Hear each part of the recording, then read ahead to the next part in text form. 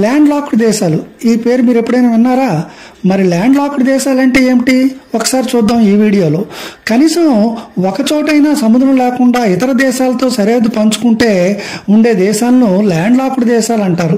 ఈ దేశాలు సముద్ర సంపాదనను పొందలేవు. సముద్ర మార్గం లేకపోతే దానివల్ల సరుకు రవాణా కూడా ఇబ్బందులు ఏర్పడతాయి. అందుకు పక్కనున్న దేశాలపై ఆధారపడవలసి వస్తుంది. కనీసం పక్కన సముద్ర దేశాలు సరిహద్దుగా ఒక్కటున్నా వాటిని సింగిల్ ల్యాండ్ లాక్డ్ దేశాలు అంటారు.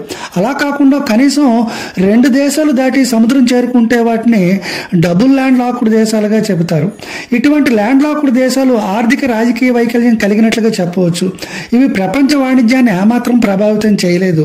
ఆసియాలో తీసుకున్నట్లయితే ఆఫ్ఘనిస్తాను, భూటాను, నేపాల్ ఇటువంటి దేశాలే. అదేవిధంగా యూరోప్లో తీసుకుంటే హంగేరీ, స్విట్జర్లాండ్లు కూడా ఇటువంటి దేశాలే. ఇటువంటి దేశాలు సముద్ర వర్తక వాణిజ్యం కోసం